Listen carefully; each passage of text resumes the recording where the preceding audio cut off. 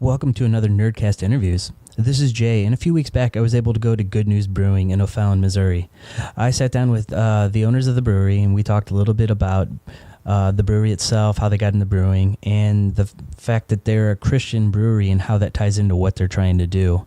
There are some issues with the audio. There was a connection issue with one of the cables, and we were actually in the brewery, so there's a little bit of background noise as well.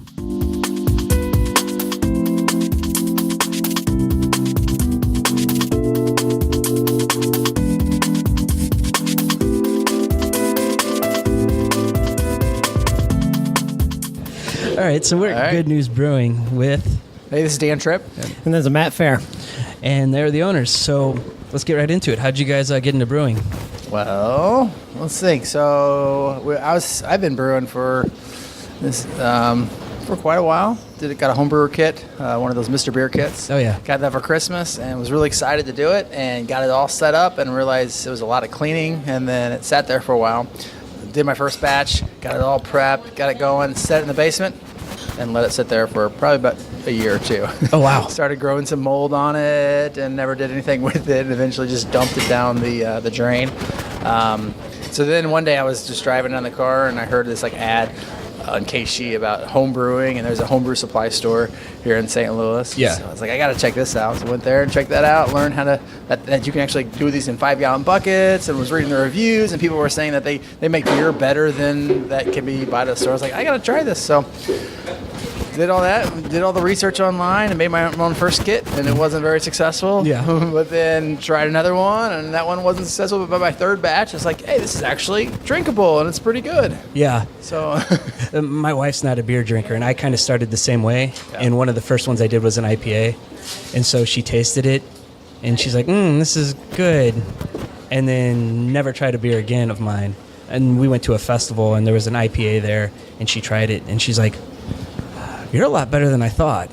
So, yeah it's fun just playing with it and trying to figure out, does this work? Yeah.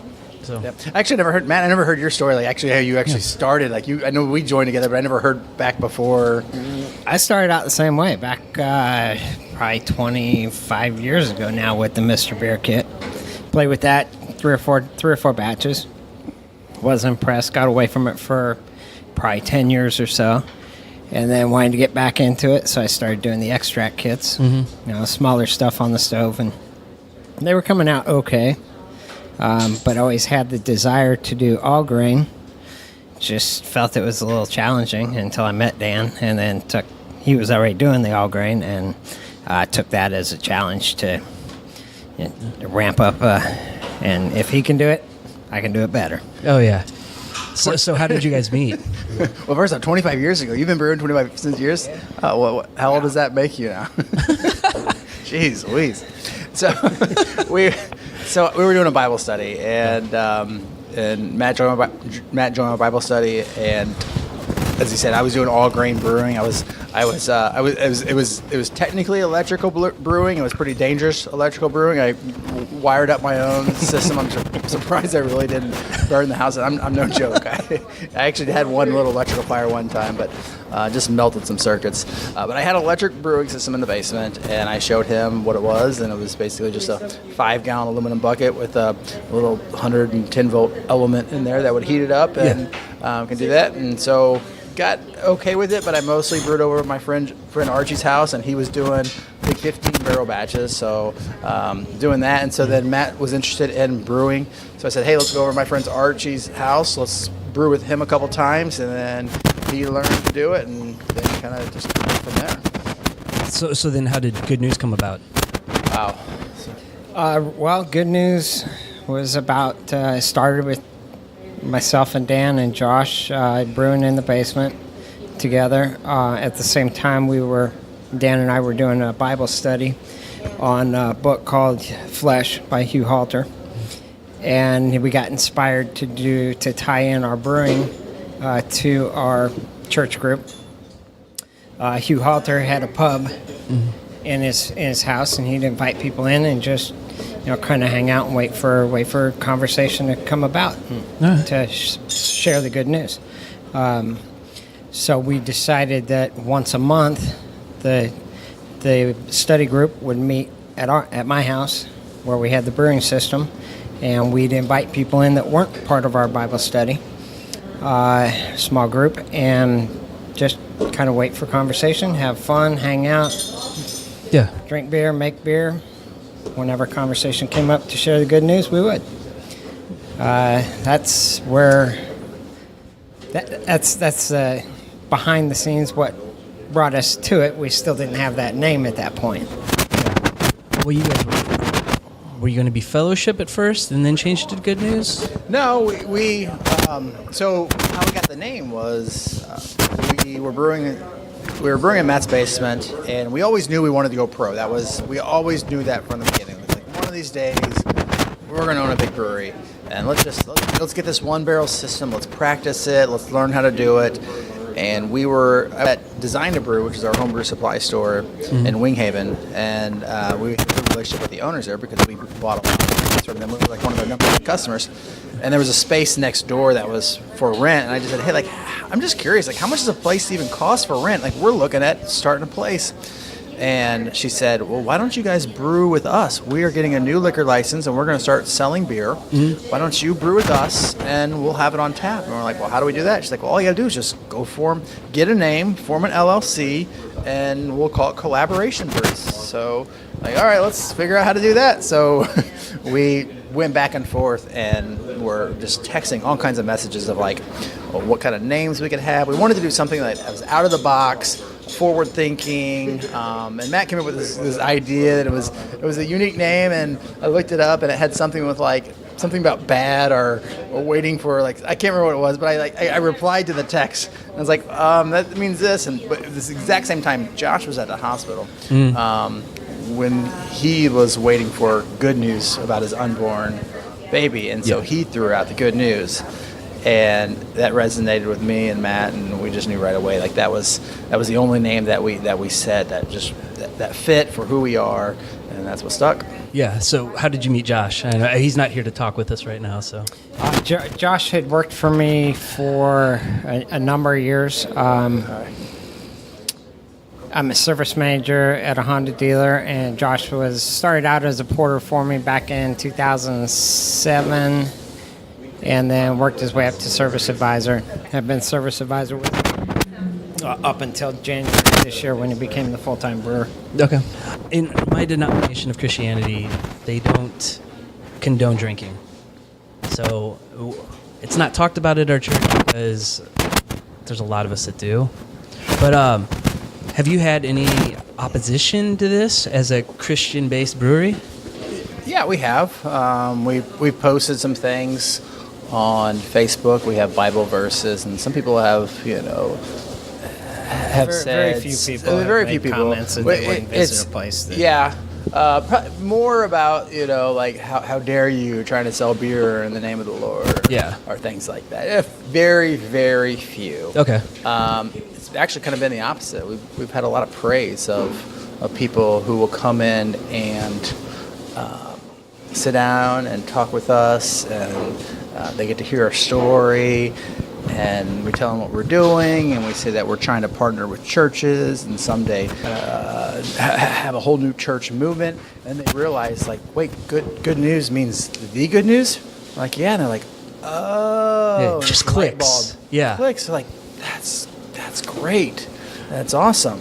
And so there's the connection, and my argument, I know that's going to come up. It's going to come up in the future, and we'll just say, Jesus' very first miracle was turning water into wine. Yeah, like that turned his whole mission, his ministry in there. It wasn't making someone.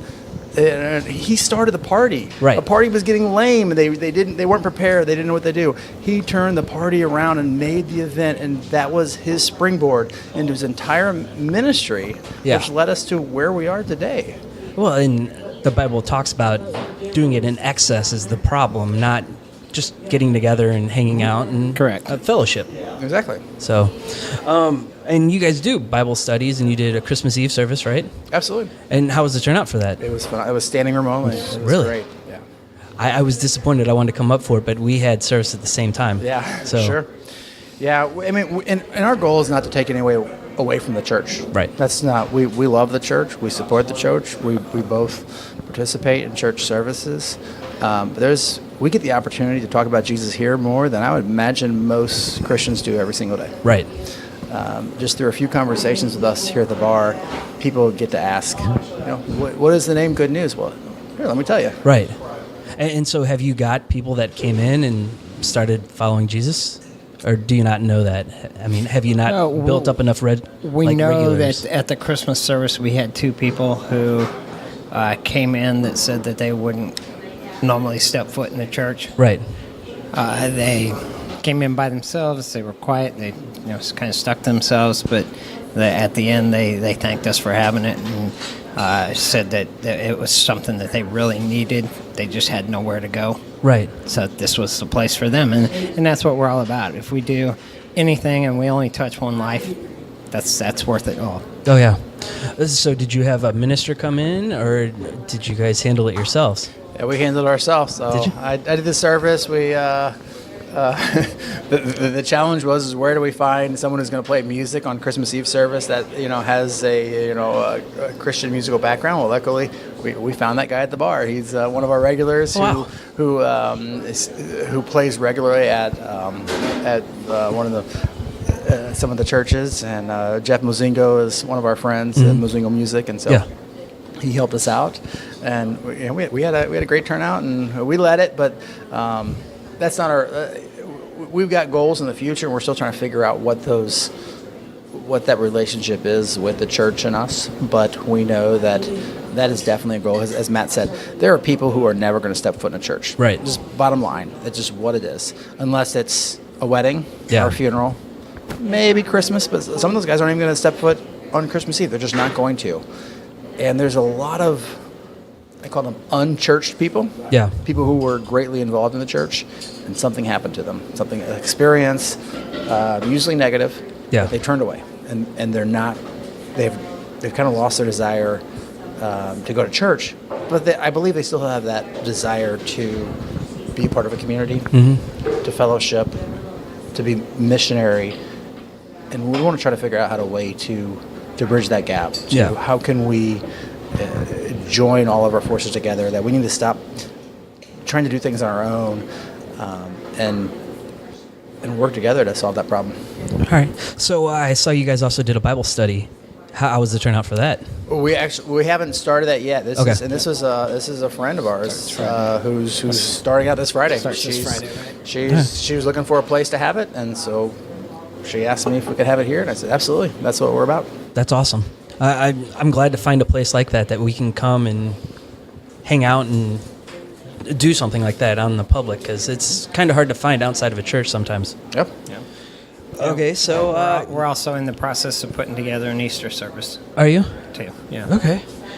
So I know you guys also do a running club. How did that go? I only run when I get chased. That was another kind of connection I've had with a group of people. I'm part of my wife and I, for some crazy reason, started doing triathlons. Okay. And got accepted into the swim, bike, run triathlon community. Okay. And that was a blessing for us because it's pretty strong church goers. Sometimes you don't get accepted into different communities. Yeah. Because you're in your little Christian bubble. Yeah. And when you get that opportunity to get immersed and to be a part of another group's world, Yeah. you got to take that opportunity because you got to show them what truth is. And it's been a blessing to become friends with these group of athletes that aren't they're not churchgoers. Yeah. They're strong athletes and have devoted their life to being athletic. Hi, I'm Josh. It's Josh. Hey, Josh is I do Josh is exist. here. Our brewer. He was cleaning. Now he's leaving. That's Great talking. The life of a brewer. It's a full-time cleaner. You guys have words of wisdom you want to share, Josh, before you leave? No, he doesn't have any. All right.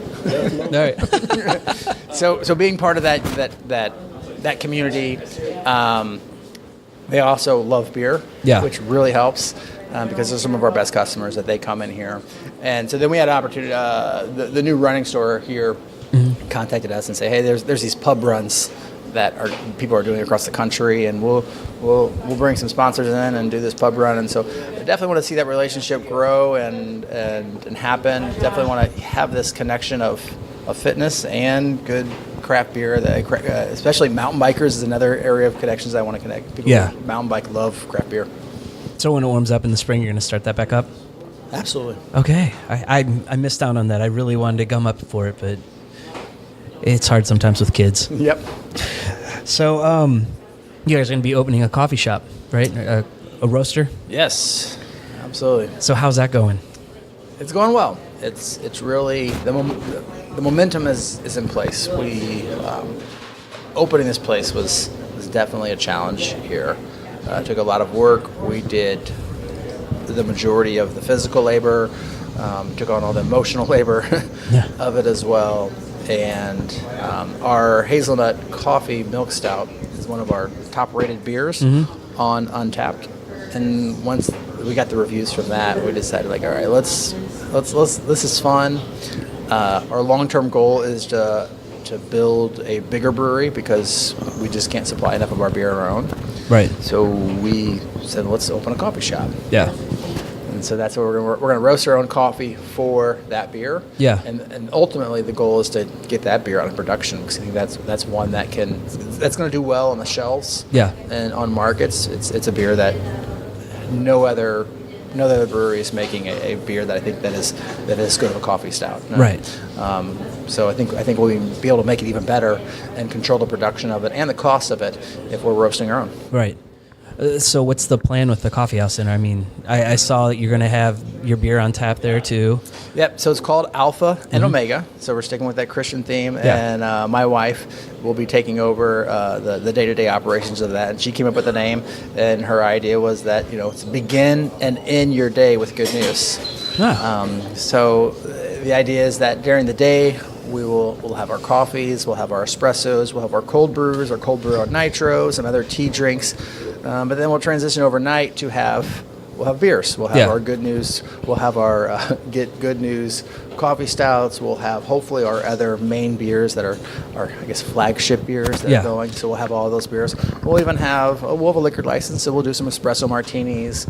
We'll do some cold brew nitro over a Kahlua or a rum shata or some other things that it can be fun to do as well. That sounds awesome. So I know here you do pizza only. Correct. Are you going to plan on expanding? So over there, we're only going to we're going to keep it simple again. We're going to do gourmet grilled cheese sandwiches. All right. So we'll do some muffins, some cookies, and a salad. But we're going to keep it basic. That's awesome. So you mentioned canning. Are you going to get into canning at some point? Absolutely. Our long-range goal is to, after we open the coffee and figure that out, then we are looking at location. Okay. We're looking at a second brewery so we can have a full production facility that will then be the main brewing facility for this location on Sondern and the location on North Main Street for the coffee shop. Yeah, this is a small location. Have you maxed out what you can do? As far as production goes, yeah absolutely. Yeah, we brew. We can do about 12 batches a month, and we go through 12 batches a month. So there's no leftover. Yeah, we're max capacity. We have had to do some contract brewing on a few of the beers to have somebody else brew our recipes for us, just to be able to keep up. And we want to be able to have better quality control. Yeah. So is that over with Dave at Missouri? Yeah, that's with Dave at Missouri. We want to be able to have our quality control on ourselves. Yeah. So we'd like to have that location with the bigger system that we can control everything, and then we can also do some distribution. And okay. So have you thought about a location? Stay in the O'Fallon, St. Charles area? We've got a few in mind. We've talked to a few developers. We're looking at something on the south side of St. Charles County. Okay. That's all we know for now. But yeah, we got our eyes on a few locations. Just trying to focus on one thing at a time. Let's get the coffee shop open, get that running.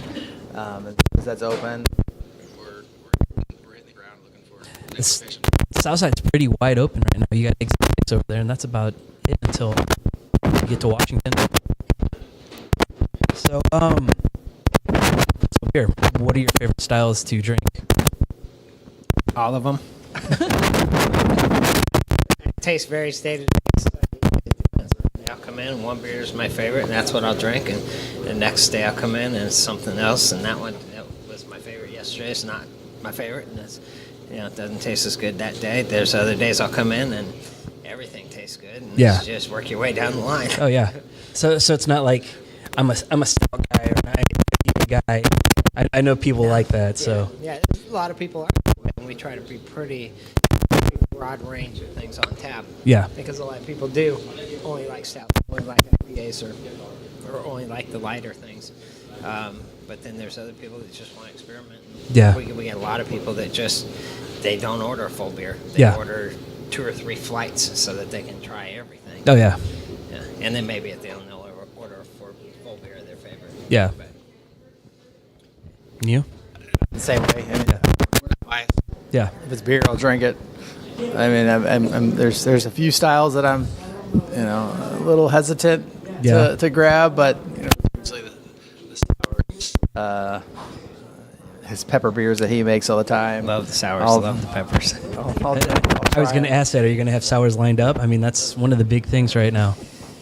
We've got a couple of recipes. It's just a matter of getting around to when we can do them. Yeah, Yeah, when you're dealing with a wild yeast in a small area that we have, Yeah. you got to be very careful, or it can kind of contaminate the whole area. So Yeah. we just got to make sure we got our processes down right first before we introduce those here. yeah, Yeah, my go-to is definitely IPAs, and I think Josh nailed it with this Good News House IPA. It's a Northeast style Yeah. IPA, very low Northeast bitterness, inspired. Northeast inspired. That's Yeah. right, Northeast inspired, full, very tropical. And I mean, how would you describe it? I love it. I'm big into this style right now. This is one of the next ones I'm actually brewing. But yeah, this is a really good one. So I'm a big narrow gauge fan, so I try to get up there and They do some good stuff. yeah. So is there a favorite style to brew? I mean, it's not a huge variation in brewing different styles, but Your variation is just in your grain bill and your hops, Right. And then the process itself, really just in temperature. Yeah. The process itself is the same. Yeah. It just varies in temperature and time. Yeah. To get different body or different flavors and things to come out. yeah.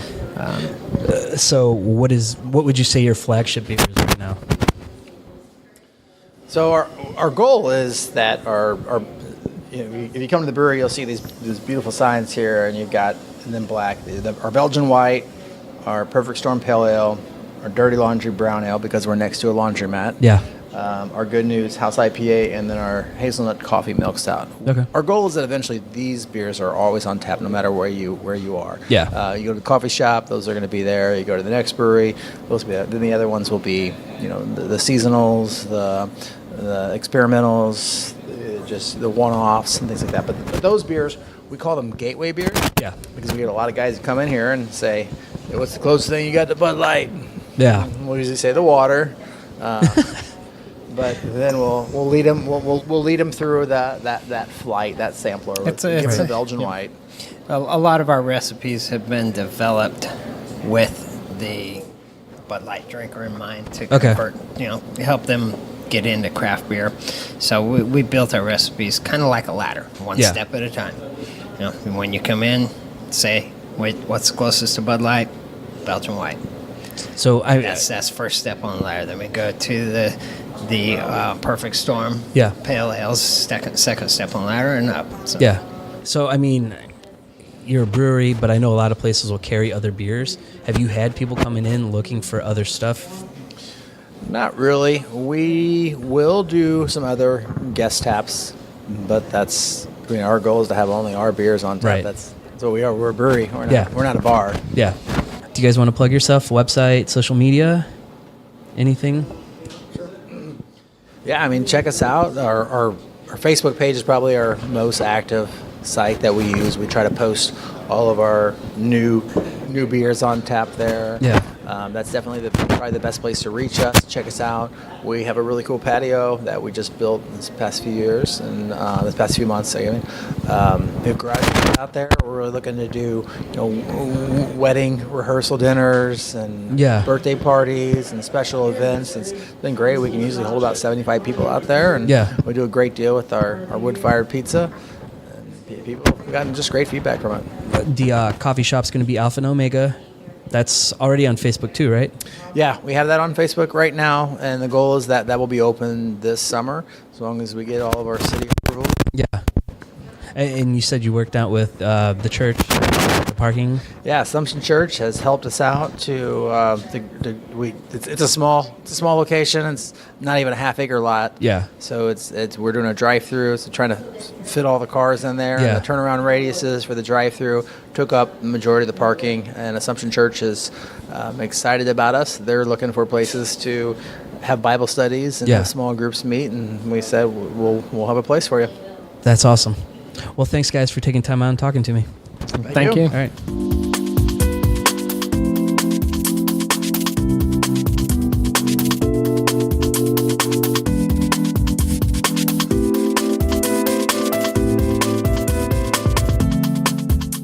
I just want to thank the guys from Good News again for letting me come out there, supplying me with a couple beers and talking to me about what they're trying to do. In the meantime, you can go to Nyrdcast.com. It's Nyrdcast, where you can find more podcasts and articles. Got a lot of beer reviews coming up there soon, so be sure to check those out. We're also part of the IJOV network. It's Inside Joke, Outside Voice Podcast Network. Go to IJOV.net, and you can find other great podcasts, like The Two-Legged Tie, a soccer podcast. The intro music is Groove Hop from DJ Analog. You can find more from him on Spotify.